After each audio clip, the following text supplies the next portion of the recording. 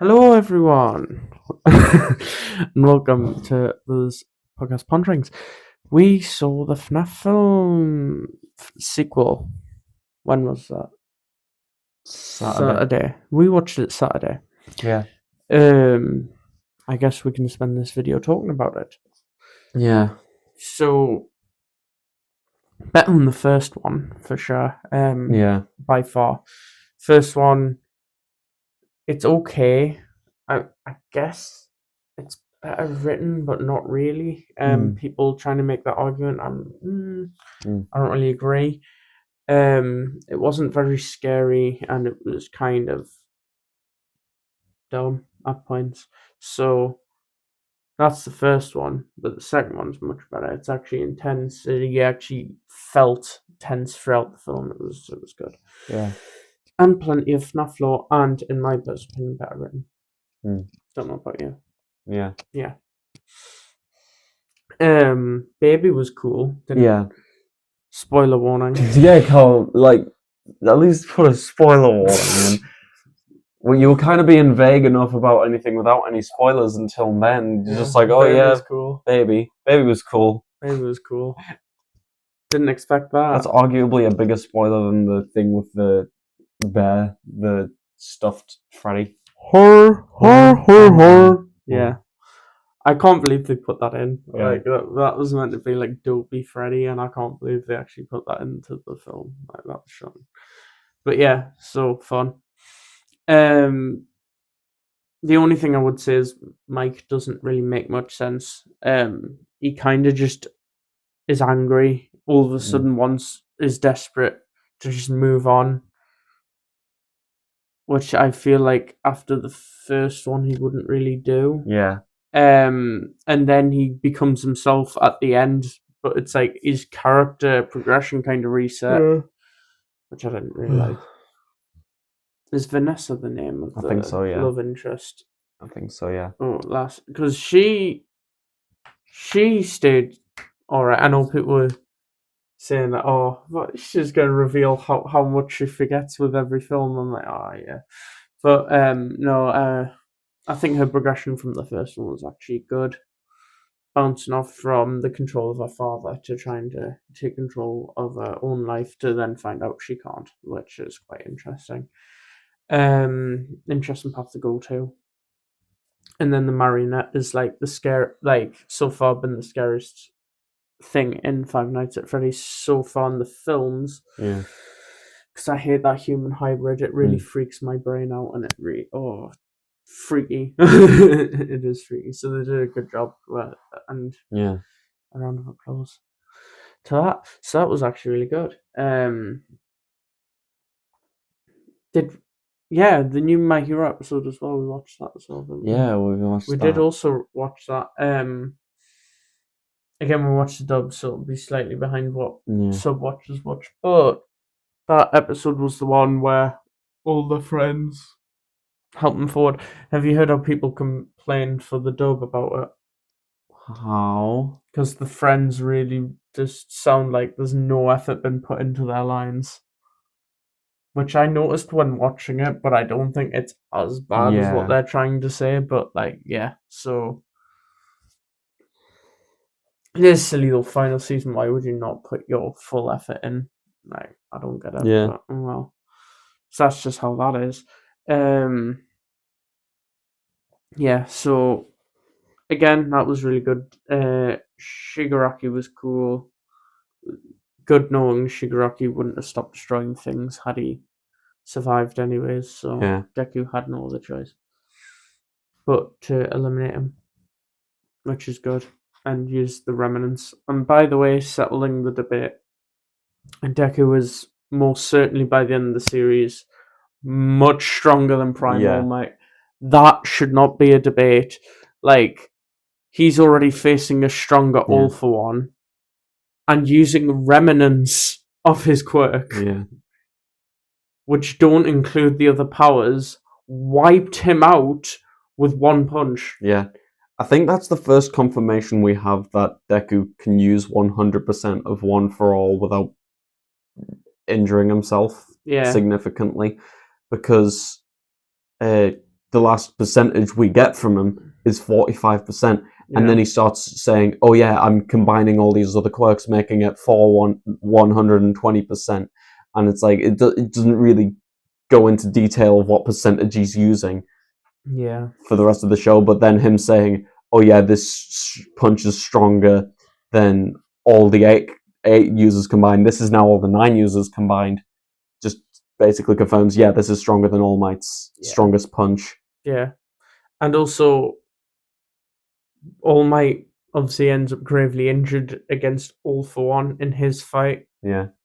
Deku wipes him out in one punch. Yeah. Yes, he is weakened by One for All, arguably, but like All Might was not getting close to that. All Might was not going to get anywhere near. All for One would not have let him again because All Might is a different fighter to Deku, which even All for One claims he's a different person to All Might because he fails. Yeah. So he's more dedicated than what All Might would. Where All Might, on the face of adversity, did actually start to just forfeit, really, which he learns from Deku to then become determined, which makes him more of a dangerous fighter. But he still loses to All for One because by the time he learns that, he doesn't have his powers, etc., etc.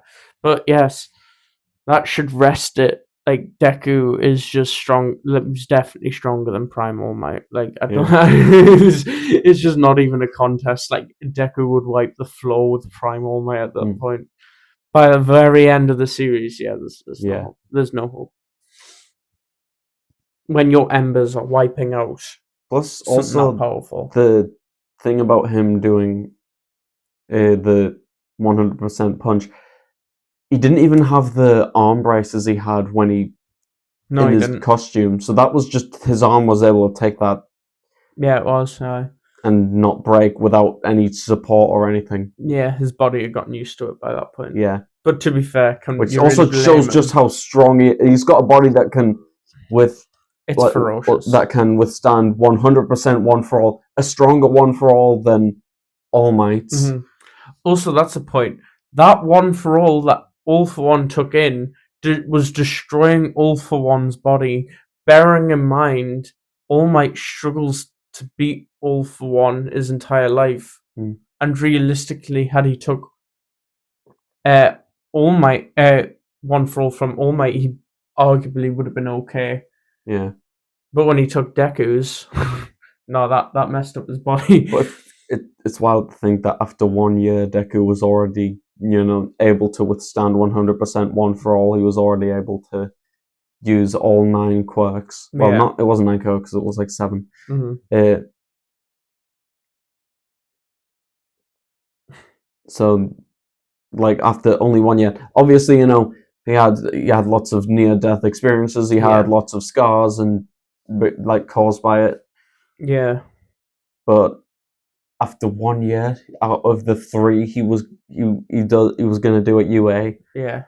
He's already that strong. Like, in 1 year, he single-handedly becomes the strongest. Definitely base Deku without any quirks is stronger than Aizawa. No one can convince me otherwise. No. Like, I think base Deku could even beat some of the heroes. I reckon he could beat Knuckle Duster. Yeah, he could beat Knuckle Duster. Because Knuckle Duster's quirkless, isn't he? Yeah. We all know Deku's beating Mineta. Deku's really strong. Deku could beat, like, you can't convince me that the guy with the tail, you can't convince me that he would be a better hero than Deku because he has a tail. I know. Deku is definitely finding a way around that. Yeah, he's really strong. Like, why did he decide, I don't have my quirk, I can't be a hero, I have to be a teacher until I get a suit. I guess he wouldn't be able to maintain his physical prowess, but, like, if you think by that point, really the only realistic students in his class that can't beat him are Bakugo, Todoroki, and arguably, Tenya Ida. Yeah. Because of his speed. Literally everyone else, I swear, Deku, like, doesn't have a bad shot of beating. Deku could probably beat... Yeah, he's genuinely still one of the strongest in the class. Yeah. Without his quirk. Yes. It is insane. I think it's a bit of a... I think it's just a bit of a plot hole Horikoshi wrote himself into. I don't think he really thought about how strong Deku would be without his quirk. Yeah, Deku would be unbelievably strong. Yeah. So like him needing a suit, waiting years, being a teacher, not being a hero until he gets a suit. I know. Is kind of annoying. I get the suit will make him obviously stronger. I get that will One For All increases speed, but if you look at that last episode when he loses gear shift, he just uses his normal legs. Yeah. That's probably the speed Deku can do normally. Yeah. Because he wasn't wasting One For All on that run. That was just his run. But again, any classmate that doesn't have any speed enhancing quirk or strength enhancing quirk, he's going to be stronger and faster then. Yeah. Like, you can't convince me. The guy with body hardening. The guy with body hardening, Kirishima. Kirishima. I don't think he could beat Kirishima. I don't think he could beat Kirishima. Honestly, he might. I'd say there's even, like, Deku stands a chance. He stands a chance. How strong he is. But I feel like... I think Kirishima might win. Kirishima I think that's the case where it's close. Yeah. Because Kirishima has he's obviously got a strong quirk. He's trained his quirk to hell. Mm-hmm. But Deku is really strong. Like, and his endurance isn't. We're not forgetting the stuff he was doing, but while his quirk was destroying his body. Like when he was that cleaning the beach. And him even being able to drag All Might sitting on top of a fridge. Yeah. He was able to do that before he could even handle One For All. Then he gets One For All and it's breaking his bones. By the end of it, it's not even breaking his bones. No. And he was even handling, like, 6 other quirks. Yeah. Like, it's actually insane how powerful Deku actually is. Yeah, he's genuinely Base so Deku broken. is going to be so strong. Then Horikoshi... I guess Horikoshi had it in mind that he wanted him to become a teacher. And he also wanted him to get he could have done what All Might... Like, he could have just made him do an All Might and, like, teach whilst... I don't think Horikoshi wanted him to become a hero until he got the suit. Horikoshi probably just didn't think it through. No. Well, I don't think he was thinking of the power scaling side, more so just the story side. Yeah. Like, him losing his quirk was meant to represent him losing his strength.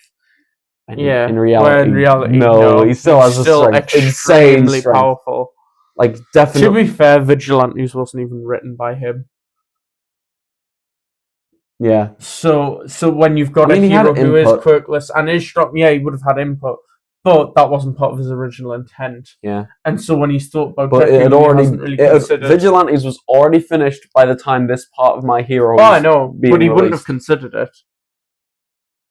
Because he already had the ending planned. Yeah, he's already had the ending planned. I think he was just like, Deku would be strong, but then he might genuinely go back off the logic of he has no quirk, he goes back to pre-One For All strength. That's probably genuinely the logic he Which had in his mind. Still moving All Might, by the way. Yeah, moving All Might, but definitely significantly weaker than what he should actually Significantly weaker to what he should be. Like, that Deku probably ain't beating most people in one. If you look at that test, just look at the test, he was being outsped by normal people. Yeah. And keep in mind, the guy with the belly button laser was... This Horikoshi even shows him with that build. Like, he's even acknowledging... He's getting... Deku is stronger. Like, it's like... He could have still been a hero. He could have been a hero. He could have There's no reason Aizawa can be a hero, and he can't just because, Aizawa can cancel quirks. Yeah, but like... But Deku could probably literally punch a hole through a wall. Deku is... In fact, no, Deku can definitely his punch battle intelligence, by the way, his battle IQ, insane. It's the his best. Battle IQ. He's got the highest battle IQ. Probably worth roughly similar to Aizawa being able to cancel quirks. It's genuinely that insane. It's like real world greatness of like Napoleon and stuff. Like next level. He can go into a fight. He can help others, tell others what to do, but he also won't be holding them back. He's not weak enough to hold them back. And he can still support. Like very easily. He could have been He definitely could have been a sidekick. Most of the big threats are gone from that point onwards. It's mostly just small people. There's no reason he can't stop like the only thing I can imagine is he just assumed that it was kind of like All Might, but All Might was like insanely injured. Yeah. All Might was heavily when he depowered, that made sense. But like for Deku, it's like, well, no, he would still have that physical prowess that he had originally. Just why? Like, it's just so powerful by that point. Anyways, it didn't matter. Yeah. It didn't matter. He could have been a hero. That definitely. And then he could have funded his own mech suit to improve his stats. Instead of relying on By the way, how powerful is he going to be with a suit, by the way? He could probably considering how strong All Might's suit was. And I'm saying he's beating every hero. He could beat every hero in that mech. Well, yeah. Probably not much. Stronger than Prime All Might. I'm saying definitely stronger than Prime All Might. Not the suit version of Deku. The suit version of Deku stronger than Prime All Might. Fair enough. That's where I'm at on it. Considering how strong Armored All Might was, and this is years after with much better technology, with much more money spent and time spent on it. Yeah. Definitely stronger than Prime All Might. I don't know if I'd say it's as strong as Deku was with I don't think so. I don't think you can get to that level. That is just next level insane. Because like Gear Shift, you can't really recreate. Changing the laws of physics and changing the speeds of things. No, you can't. And Deku could probably increase his speed and stuff, and he now has powers of his classmates. Yeah. Which, by the way, makes him already just blitz. Deku's like the only person who could really use a suit like that because he understands each quirk everyone's quirks so well. Yeah. So when All Might could somewhat do it because he was training with them. And even Ulf one said that you're so used to having your quirk. Yeah. Like, he's just not that proficient with the suit. He's used to being invincible, like he is used to not taking much damage. Yeah. And he's taking a lot of damage from All for One. So, yeah. There's just no way Deku had to retire. Yeah. So early in the game. But, Horikoshi had a story he wanted to tell, and he decided to tell it. Mm-hmm. Even if it didn't make sense. Yeah, it didn't make Moral sense. Story, people. Well, if you enjoyed... Actually, just going to bring this up. If Deku did lose his arms, that would be a genuine reason. Losing his quirk and his arms.